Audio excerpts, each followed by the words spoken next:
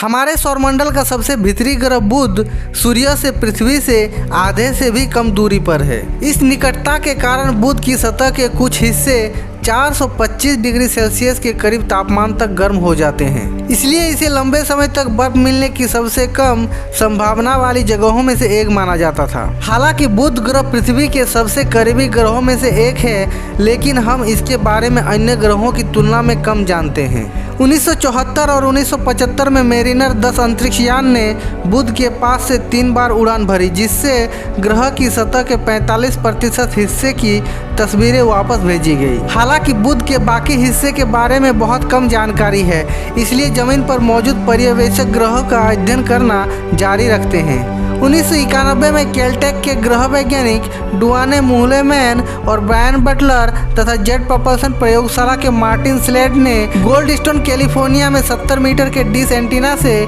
युक्त रडार प्रणाली का उपयोग करके बुध का अध्ययन किया, जिसमें आधा मिलियन वाट का ट्रांसमीटर लगा था तथा VLA को रिसीविंग सिस्टम के रूप में इस्तेमाल किया गया था। गोल्डस्टोन से भेजी गई 8.5 गीगाहर्ट्ज माइक्रोवेव की किरणें बुध से टकराई और ग्रह की रडार छवि बनाने के लिए VLA में एकत्र की गई। शोधकर्ताओं ने गोल्डस्टोन VLA रडार प्रणाली का उपयोग बुध के उस हिस्से को देखने के लिए किया जिसकी मेरिनर 10 द्वारा तस्वीर नहीं ली गई थी। परिणामी रडार छवि जो यहाँ दिखाई गई में एक आश्चर्यजनक आश्चर्य था। इस छवि में लाल रंग रडार सिग्नल के मजबूत प्रतिबिंब को दर्शाता है और पीला, हरा, नीला क्रमशः कमजोर प्रतिबिंब को दर्शाता है। छवि के शीर्ष पर चमकदार लाल बिंदु बुध के उत्तरी ध्रुव पर मजबूत रडार प्रतिबिंब को दर्शाता है। पृथ्वी पर पाई जाने वाली सामान्य बर्फ रेडियो तरंगों को अवशोषित करती है, लेकिन बहुत कम तापमान पर बर्फ रेडियो तरंगों का एक बहुत ही प्रभावी परावर्तक है। बुध पर देखा गया मजबूत प्रतिबिंब